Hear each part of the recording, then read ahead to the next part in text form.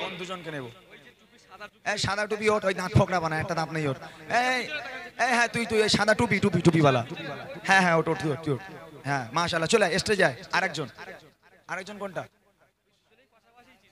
আরেকটা দেখাও, কোনটা দেখাও? সামনে আরেকটা ফোকড়া আছে, ফোকড়াটাও ভালো দিয়েছে। কোনটা? ওই যে ফোকড়া এই সামনে। হ্যাঁ না সবাই চিৎকার করলে হবে না, আমি অত বড় লোক না।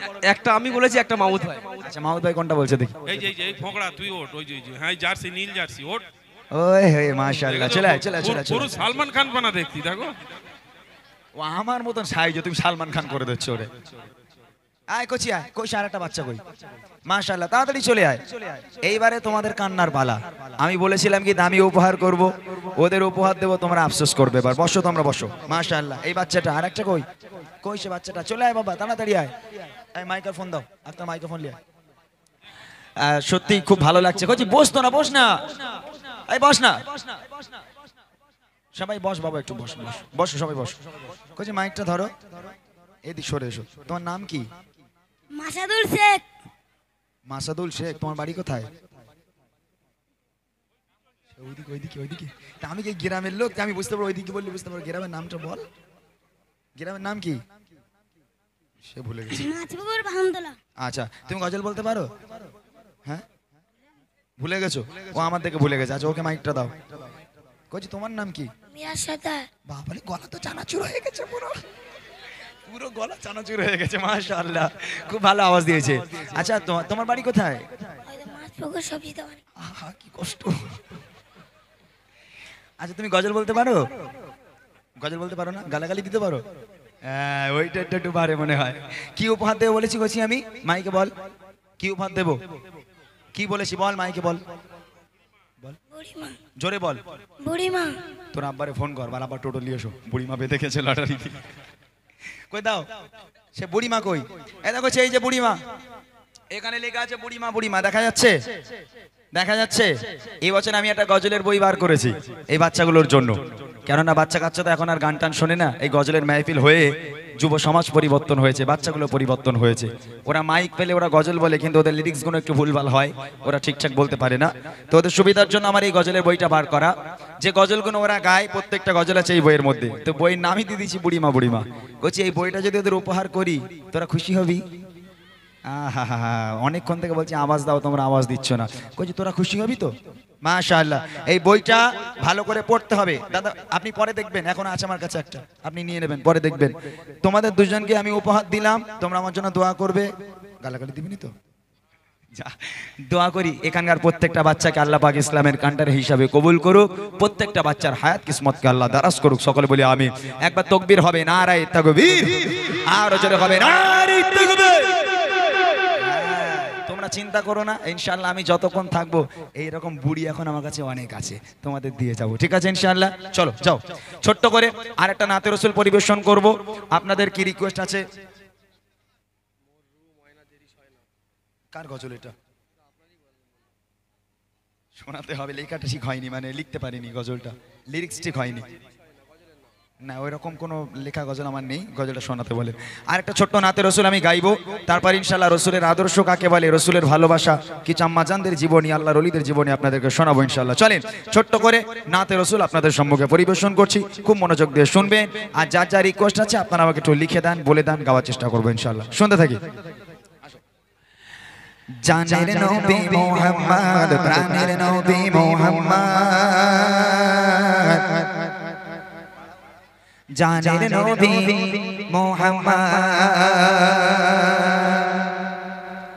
জানের নবী মুহাম্মদ, প্রাণের নবী মুহাম্মদ, জানের নবী মুহাম্মদ, প্রাণের নবী মুহাম্মদ, জানের নবী মুহাম্মদ, প্রাণের নবী মুহাম্মদ, দয়ার নবী মুহাম্মদ, মায়ার নবী মুহাম্মদ, নবী গণ সেরা তুমি, নবী গণ সেরা তুমি, নবী গণ সেরা তুমি, তুমি যে আসমানে চাঁদ, জানের নবী মুহাম্মদ, প্রাণের নবী মুহাম্মদ, জানের নবী মুহাম্মদ, প্রাণের নবী মুহাম্মদ, দয়ার নবী মুহাম্মদ, মায়ার নবী মুহাম্মদ, নবী গণ সেরা তুমি,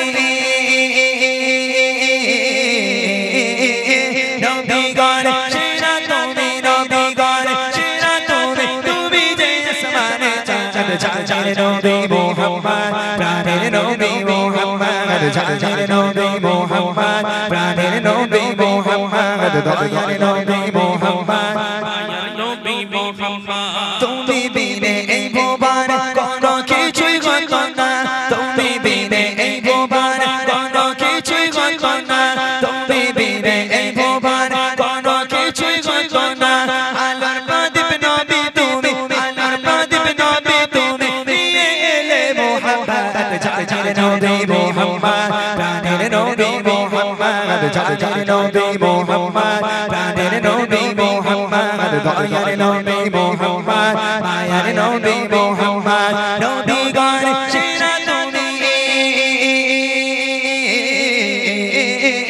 নবীগণ সেরা তুমি নবীগণ সেরা তুমি তুমি যে আসমানে চাঁদ চাঁদের নবী মুহাম্মদ প্রাণের নবী মুহাম্মদ চাঁদের নবী মুহাম্মদ প্রাণের নবী মুহাম্মদ দয়ার নবী মুহাম্মদ মায়ার নবী মোহাম্মদ তোমার ভালোবাসা নবী প্রতি মুমিনে ঈমান তোমার ভালোবাসা নবী প্রতি মুমিনে ঈমান তোমার ভালোবাসা নবী প্রতি মুমিনে ঈমান তুমি আউয়াল আখিরাতে তুমি আউয়াল আখিরাতে প্রতি মুমিনে সম্পদ চাঁদের নবী মুহাম্মদ প্রাণের নবী মুহাম্মদ চাঁদের নবী মুহাম্মদ প্রাণের নবী মুহাম্মদ দয়ার নবী মুহাম্মদ মায়ার নবী মুহাম্মদ নবীগণ সেরা তুমি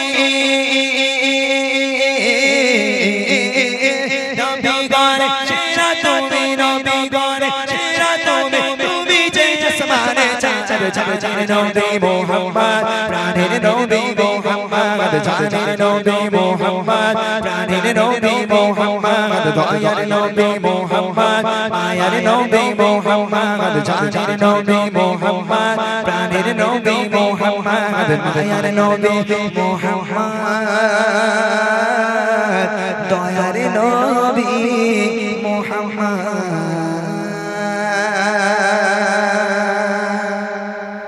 মাশাআল্লাহ এই রিকোয়েস্ট গুলো যারা লিখছেন একটু ভালো করে লিখে দেন যাতে আমরা বুঝতে পারি কারণ রিকোয়েস্ট বুঝতে না পারলে কোন গজল গাইবো কি করে বুঝবো সাপোজ আমি গত বছর বলেছিলাম কিনা জানি না আমরা নতুন একটা গজল বার করেছিলাম মাহাদি সৈন্য সিপাহী শুনেছিস মানা তোরা একটা গজল খুব সুন্দর গজল মাহাদি সৈন্য সিপাহী তো আমরা ক্যানিং অনুষ্ঠান গেছি ক্যানিং এই ক্যানিং মানে এখান থেকে কাছাকাছি না এটাই ক্যানিং কি জানি না এক জায়গায় প্রোগ্রামে গেছি তো একটা যুবক ছেলে বলছে ভাই নতুন একটা গজল বার করেছেন ওই গজলটা বলেন তা আমরা বলছি ভাই একটু লিখে দাও তবে তো বলবো তা ভাইটা পড়ালেখা কম জানতো কি জানি না হয়তো ভুল করে তাড়াহুড়ো করে লিখেছে ভাই এই গজলটা বলবেন কি গজল কি লেখা আছে জানেন বলছে লাউ শামশেটে তুলে এই গজলটা বলেন আমরা বললাম ভাই লাউ আবার কবে শামশেটে তুললাম লাউ তো ভাড়ায় থাকবে পরে বুঝতে পারলাম না ওই মাহাদি সৈন্য সিপাহীর ভিতরে একটা কলি আছে নাও শামশির তুলে ওই কথাটা ও লিখেছে লাউ শামশেটে তুলে ওই গজলটা বলেন তাই এরম যাতে না হয়ে যায় একটু ভালো করে লিখে দেন চলেন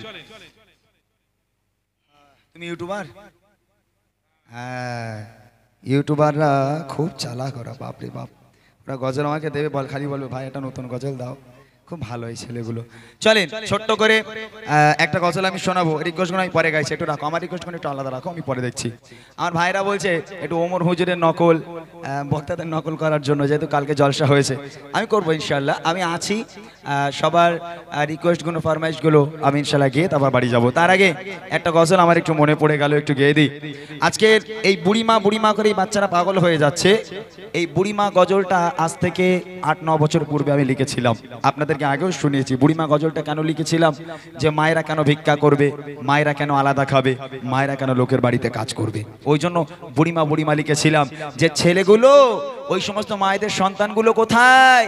খোঁজ নিলে দেখতে পাওয়া যায় তাদের সন্তানগুলো আয়েশ আরাম করে স্ত্রী পুত্রকে নিয়ে তারা জিন্দগি যাপন করে।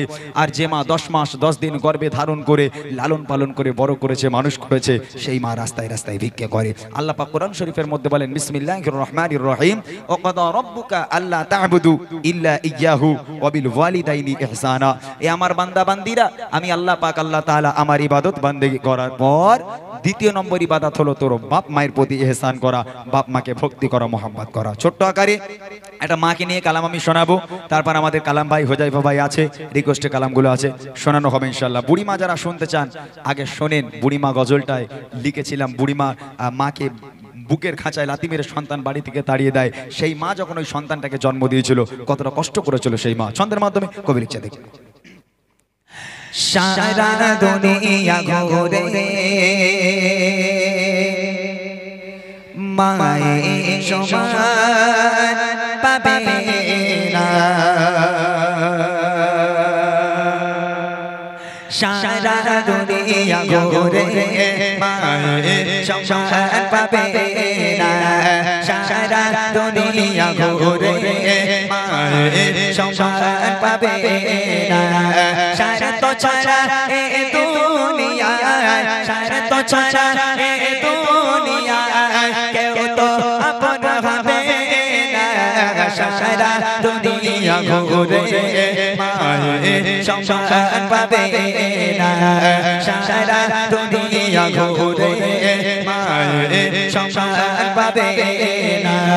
সারা তো ছাড়া এ দুনিয়ায়, সারা তো ছাড়া এ দুনিয়ায় কেউ তো আপন হবে না, সারা দুনিয়া ঘুরে মায়ের সমান পাবে না, সারা দুনিয়া ঘুরে মায়ের সমান পাবে না। এখানে এতগুলো মায়ের সন্তান, একটা কেউ আমার সঙ্গে সাক্ষ্য দেন যে একটা মা যখন একটা বাচ্চাকে জন্ম দিল, ওই সন্তান মায়ের কোলে পায়খানা করলো, পেশাব করলো, মা খেতে যাচ্ছে কোলের উপর পায়খানা করে দিল, মা খেতে যা শুতে যাচ্ছে সন্তান পায়খানা করে হাউমাউ করে কেঁদে উঠেছে। একটা দিনের জন্য কোন মা কোনদিন বলেছে, হতভাগা সন্তান আজ থেকে তুই অন্য ঘরে ঘুমা, আমি মা অন্য ঘরে ঘুমাই, কেননা তুই বদমাইশ ছেলে, শয়তান ছেলে, তুই আমাকে খেতে দিস না, আমাকে ঘুমাতে দিস না, আমি তোর মতো বদমাইশকে নিয়ে ঘুমাবো না, দূর হয়ে যা, আজ থেকে তুই অন্য ঘরে ঘুমা, আমি মা অন্য ঘরে ঘুমাই। কোন মা এরকম বলতে পারে?